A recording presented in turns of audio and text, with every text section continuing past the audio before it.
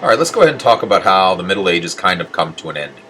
One of the things that really sparks the end of the Middle Ages, which really starts to draw Western Europe especially out of this time period, is an event called the Crusades. It's a series of wars fought by Western Europe in an effort to defend the Byzantine Empire, which was Christian, just like Western Europe. They'd split. There was the Eastern Orthodox Church and the Catholic Church, the Roman Catholic Church, to defend the Byzantine Empire from the incursions and the advances of an expansionist Islamic empire. The Muslim empires, the Umayyads, the Abbasids, and then eventually the Seljuk Turks, who we're dealing with here, really go ahead and are expanding for about 400 years into what had been the Byzantine territory. And this kind of comes to a head in 1096 when the Byzantine emperor, Alexios Komnenos, goes ahead and writes a letter to Pope Urban II. And he basically says, hey, we're dealing with all of these incursions by the Islamic Seljuk Turks, and we need your help to defend Christianity. And Pope Urban sees this as an opportunity to try to maybe bring the two branches of the church back together. He grabs onto it, and he gives an address at the Council of Clermont in 1096, and says, "Hey, this is your religious obligation to go and defend the faith, defend Christianity. And if you do this, and you die in the defense of Christianity, you will earn a ticket straight to heaven." And so a lot of European knights especially grab onto this and look at this as their duty to defend the faith. And this results in the First Crusade. The First Crusade, it doesn't take long. It takes about 3 years to raise the army, move it across Western Europe, arrive at Constantinople, and then eventually on to Jerusalem. And Jerusalem will be conquered in 1099. The initial goal wasn't really necessarily to conquer Jerusalem, or at least the initial idea was that the emperor Alexios just really wanted some troops to help defend himself against the Seljuk Turks. In fact, he's actually himself caught a little off guard by the size of the army that Pope Urban goes ahead and draws on from basically France. And he sees this army show up outside. He's like, oh my goodness, these guys could actually conquer me. And so he kind of lets them pass right through Constantinople and says, why don't you guys keep on going and see if you can take out the Holy Lands for us and reconquer them? And they say, sure. And they go ahead and they start marching through Tarsus, which is in Asia Minor. They march through Antioch, which would be kind of like modern-day Lebanon. And they march on down into Jerusalem. And Jerusalem will end up falling in 1099. And the First Crusade is actually successful in reconquering the Holy Land. The conquest of Jerusalem is remembered particularly as a bloody event. One of the witnesses of the event, one of the leaders of the Crusaders, describes it as blood that flowed up to, or that stained up to the knee of his horse. That's probably a little bit of hyperbole, but nonetheless, it leaves a lasting impression. And so the siege of Jerusalem and the conquest of Jerusalem in 1099 is remembered as a particularly brutal and bloody affair on the part of the Christian Crusaders. The Crusader states that they established, though, Edessa, Antioch, Tripoli, and Jerusalem, 4 of them, right along the western coast of the Mediterranean, will last for approximately 100 years until they fall to the Muslims as the Muslims regather themselves and come back. This leads to the launch of the Second Crusade, which does not end well.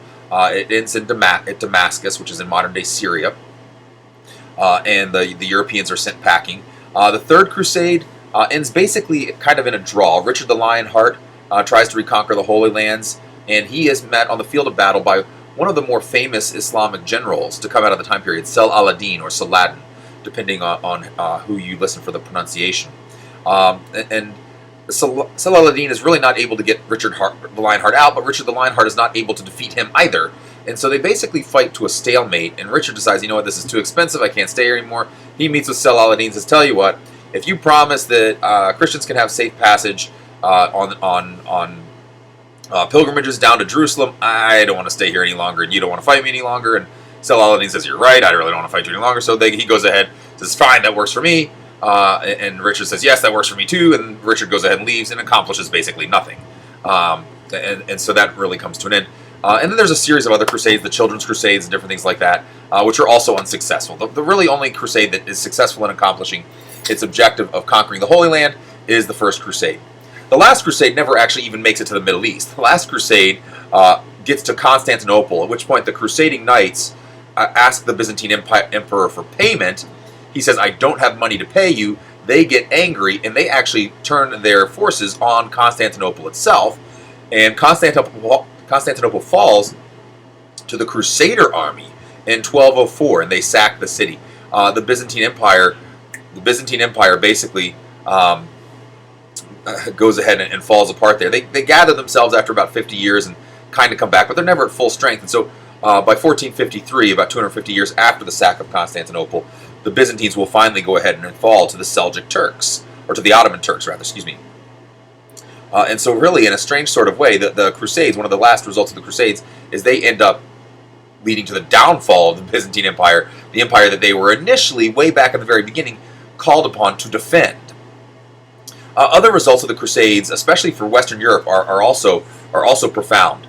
The results, there's increased trade. The Europeans go over there and they see all the stuff that's in the Middle East, the coffee, the cotton. They're like, oh, this stuff's awesome. And when they go home, they want more. And so they get rid of this barter economy, this manor system that they had, where they basically just trade for their basic survival. They have the emphasis on providing their needs. Now they want stuff. They want stuff from the Middle East, and it leads to a shift into a more mercantile or a more market economy where they're trading for goods. And eventually leads to the rise of a modern banking system with usury or charging interest. It leads to the investment of capital, so money that's kept in a bank that can be used to invest in other places. And it also leads to a system of manufacture called the domestic system, which will eventually be replaced with a factory system. But the domestic system, where things are made in people's houses for sale, for the purpose of going out and selling them. This also leads to the rise of the Italian city-states and prominence, which will eventually lead into the Renaissance. It leads to new military strategy, tactics, and weaponry. Some people speculate that the Europeans actually were exposed for the first time to gunpowder in the Crusades in the Middle East. The Middle Easterners, the Arabs, who had been exposed to gunpowder from China. So that's speculative, but nonetheless, new weaponry, so new strategy, new tactics. So the Europeans are drastically altered, especially the Western Europeans, because of their experience in the Crusades. And really this leads to the death of the feudal system. Again, the Middle Ages coming to an end here. All of a sudden, whereas the center of trade in Europe had been the manor, where you had a small village, all of a sudden now you start to get the growth of towns that are trading back and forth. And you get craft guilds and merchant guilds, which go ahead and come together so that they can go ahead and develop their craft and their trade. You get the emergence of a middle class. All of a sudden, people who have a little extra money to spend, they're not just scraping by, they're not just surviving, they're doing more than that.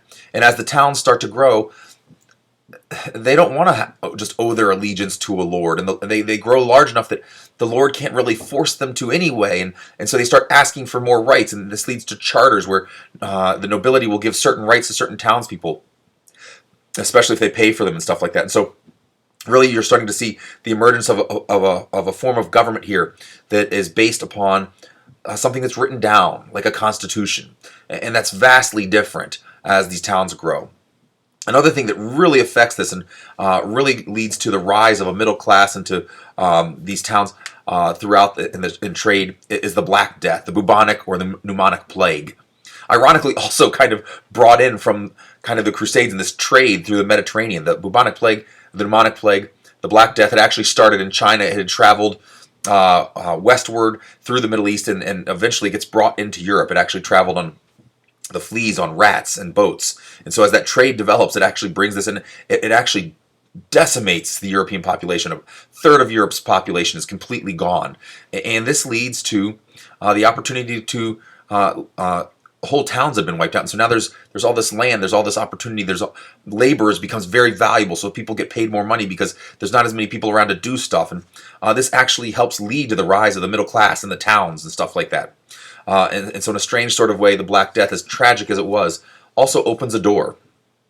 And as a result of this increased wealth now that people have to do other things with, you get huge cultural changes taking place in Europe. Literature, whereas literature before had been really stuff that had been written down in Latin, i.e. the Bible and the church and stuff like that, religious documents. Now all of a sudden there's a literature that hops into everyday language or vernacular.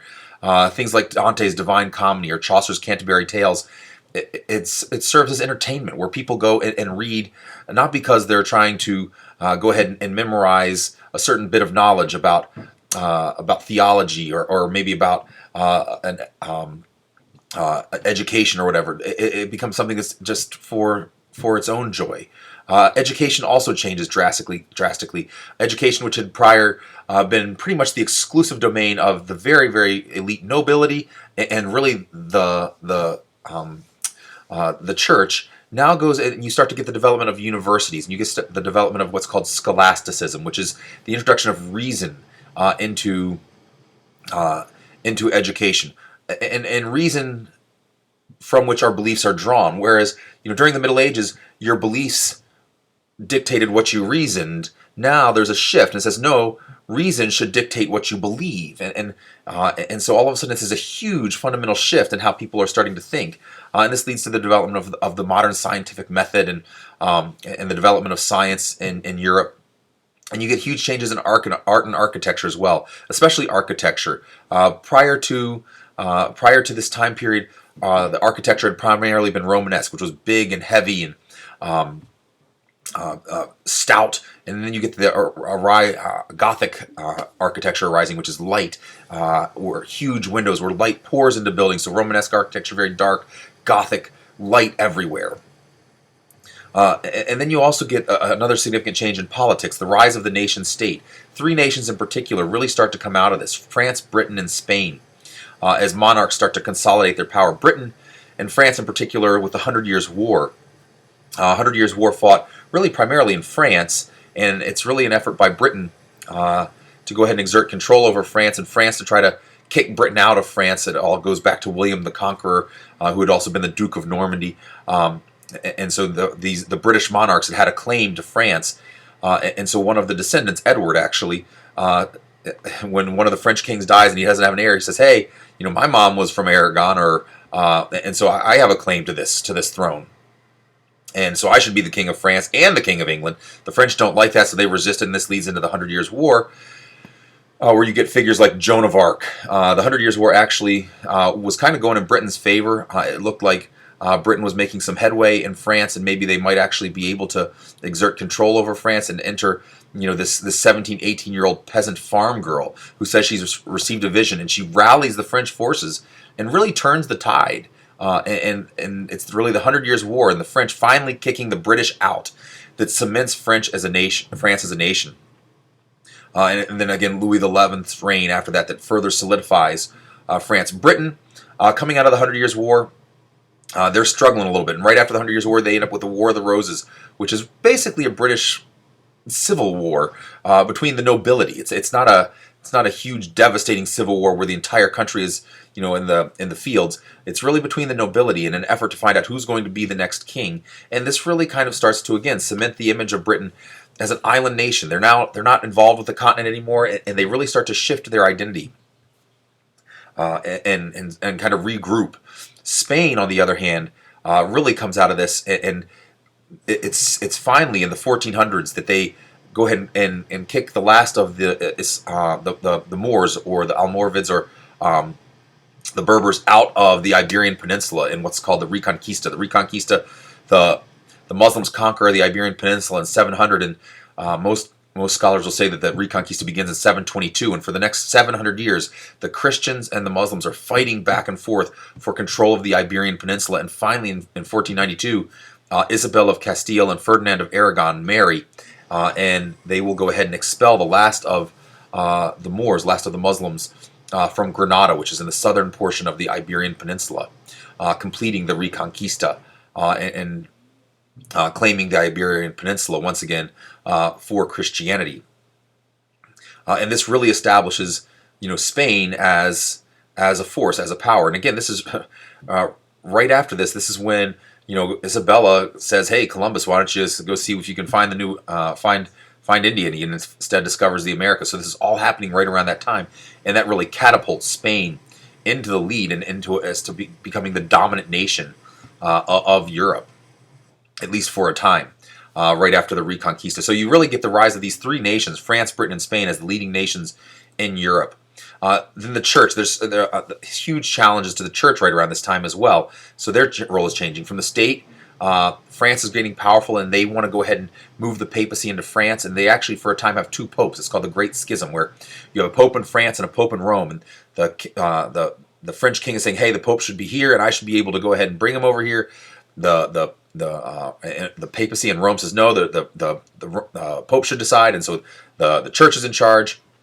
And this leads to something called the Babylonian captivity, where the pope is taken to France and stuff like that. And so eventually the pope goes back to Rome. But that's one challenge to the church's authority. Another challenge is more significant, I think. It comes from within, and it leads to what becomes known as the Reformation. Guys like John Wycliffe, who was a clergyman, he was a priest, and Jan Hus, also a member of the clergy, criticized the church for becoming too materialistic, for becoming too involved in wealth and power. And these criticisms will influence later reformers, such as Martin Luther, and lead to really significant reforms within the church and ultimately the Protestant Reformation.